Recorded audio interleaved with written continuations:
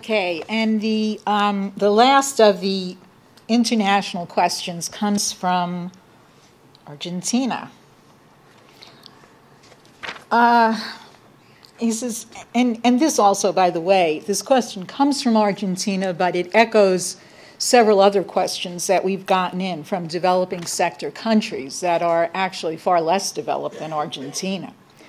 But the questioner says, Mr. LaRouche, the history of my country has shown that it has often been necessary to fight with other nations so as not to sacrifice our national sovereignty. One example of this was the confrontation between Braden and Colonel Juan Perón in 1945. It was only at great cost that the United States finally understood not only Argentina's sovereignty and national pride, but that of other countries as well. At that time, through Braden, the U.S. expressed a mentality of it's either us or Nazi fascism, and this was a terrible mistake. It is difficult to maintain a community of principles when there is such international and international disparity. It is also unlikely that a powerful nation would cede to the just position of a weaker nation. It seems to me that a weak but sovereign state has greater success in isolating private interests to pursue its national goals than a powerful nation in which the private interests are stronger. When these latter interests interfere, it becomes difficult to reach agreements among nations that will be respected. When weak and strong nations sign agreements, it is the more powerful nation that must display unimpeachable behavior and be held more accountable rather than the weaker one. Otherwise, suspicions arise. Mr. LaRouche, taking into account the enormous disparity of power among nations today, how can agreements be reached that reflect a congruence between the internal general welfare goals of sovereign nation states and international objectives? How does a country regain its sovereignty? Through international agreements or as a result of each country's internal dynamic, which confers on the state its sovereign character? Or is it through both things? Is a degree of local sovereignty possible without international agreements? I would say it is impossible to have local sovereignty without having international agreements which destroy the empire. One has to understand there's only one empire on this planet. It's the British Empire. And the British Empire is not a secretion of the British people. And people who don't know history but rely on what they consider facts as current facts don't understand this. Because people don't know classical history. They have no, generally in universities, people come out of these universities with no understanding whatsoever of classical history. You have to go back to the ancient Egypt and these kinds of things. This period, you have to go back to the so-called history of Greece, in which this is made clear. You have to look at the evolution from the self-destruction of Greece in the Peloponnesian War for the advantage of the cult of Apollo. The enemy that Plato wanted to destroy was the cult of Apollo. Because that was the problem. That was the problem. Now, since that time, since those times, because this was the beginning of the imperial maritime culture and its offshoots, which have ruled the world or dominated the world ever since, especially on the Atlantic side, Mediterranean and Atlantic side. And the problem has been essentially what became, through the process of the triadic relationship of the Middle East, Egypt, and Italy, which was united finally as an empire through a certain process, which became the Roman Empire. The Roman Empire was destroyed by itself in a catastrophe. It became then the Byzantine Empire. The Byzantine Empire was destroyed in less than 1,000 years of self-destruction. But it managed to crush France, the Charlemagne's France, in the meantime. The Venetians from 1000 AD approximately maintained a control. All European empires are centered on the Venetian system. For example, let's take the case of Henry VIII as an example of this. Henry VIII was an idiot with real problems. I think he would say serious problems. He would say that in schools when you're talking about a certain pupil in a school or a teacher in a school. He's got a serious problem. He had a serious problem. But the problem was used. You're going to, say, 1492, before the general period of warfare from 1492 to 1648 was unleashed in Europe. But you had a system, despite the expulsion of the Jews from Spain, was the first act of criminality, of international criminality, which was expressed in Europe in that time. But that led to a conflict. Now, in this period, despite the fact the Habsburgs had taken over the Kingdom of Spain and Portugal, and despite the Habsburgs had taken over much of Italy, you had France and you had England. So these four powers were in sort of a kind of balance, in affecting part of Germany as well. They were in a balance. Now, what happened?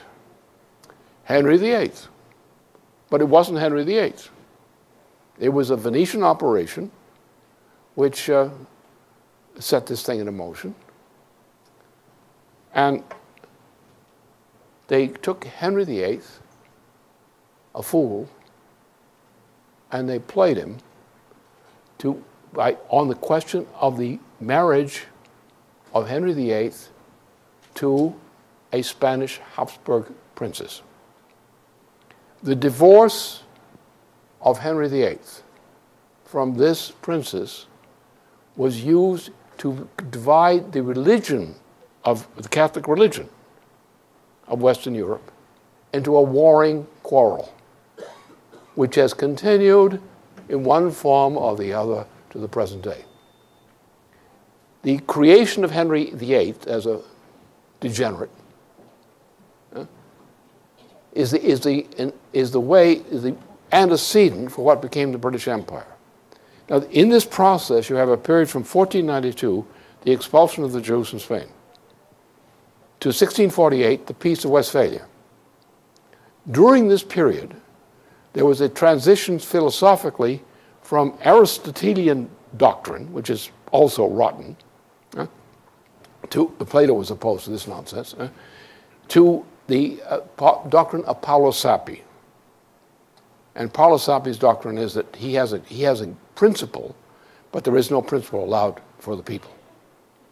So what became European culture, so-called European liberalism, after Sappi, is that the British Empire is nothing but an extension of a transnational grouping of people and forces which are the forces organized around the central figure of the British monarchy, what became the British monarchy, by the theories of Paolo Sappi. This was consolidated Leibniz tried to stop this process, but didn't succeed. So therefore, with 1763, you had the establishment of the British Empire. But the British Empire is actually Paris into Paris. Take, for example, the Napoleonic Wars. What was Napoleon? Well, he was something you wouldn't, excretion from the back of a cow or something. But he was used for what? He was used, you look at 1782. The United States has established its independence by victory against Cornwallis. What was behind that? The French, the Spanish monarchy, the French monarchy, and the Russians, Catherine the Great, leading the coalition of League of Armed Neutrality. And these forces in Europe were the key strategic forces which enabled the United States to win its freedom in 1782 against the British. What happened? The British East India Office, which was established in 1782 on behalf of the British East India Company at the time, ran intelligence operations in Europe, including the operation known as the Queen's Necklace scandal in France. This was used to topple France, and wars lodged by Napoleon destroyed Russia to a large degree. Every part of continental Europe was essentially destroyed by Napoleon. And what happened when Napoleon quit, or was quitted? What happened is the British Empire stepped in and established itself as the British Empire over Europe. And despite the revolts which have occurred in continental Europe against the British Empire is Europe, is Western Europe, is Europe, and runs Europe today. And why does it run Europe? Because the dumb Europeans are foolish enough to play the game. The game became serious when the United States won against the British in our Civil War. Our Civil War was war against the British, nothing else. 1876, we had reached the pinnacle of our power as a growing power. At that, we also continued to reach power because Bismarck adopted the American system, as I've said before, and Russia adopted the American system in part, not as a system, but as a strategic outlook. Europe accepted the American system set forth. What did the British do? They used various wars to undermine this process, and then in 1890, by firing Bismarck, the Chancellor of Germany, they were able to orchestrate, through the idiot of Austria, the Habsburg idiot, to orchestrate a Balkan War, which was then used to get Germany opposed to Russia. Now the king, the Emperor of Russia, they called, and the Kaiser of Germany, were both idiots. And they were both nephews of the Crown Prince of Britain. He organized his two nephews to make a war against each other. In 1905, they had a meeting on a yacht in the Baltic. And they're all there. And the Kaiser and the Tsar looked at each other. Our uncle is trying to kill us. Yes, but despite the fact they knew this and recognized this, they went ahead and played the game.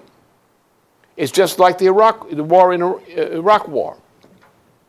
2 Iraq wars, totally unnecessary. We played the game. What's happened now? The Afghanistan war. We played the game. Who runs the Afghanistan war, the trap that the United States troops are in? The British Empire. The British Empire, which runs the drug operation, which the Obama administration is protecting treasonously. We're sending troops in to be killed because we are protecting a British drug operation in direct cooperation with the British monarchy. And that's the way you have to look at these kinds of things. That's what our problem is.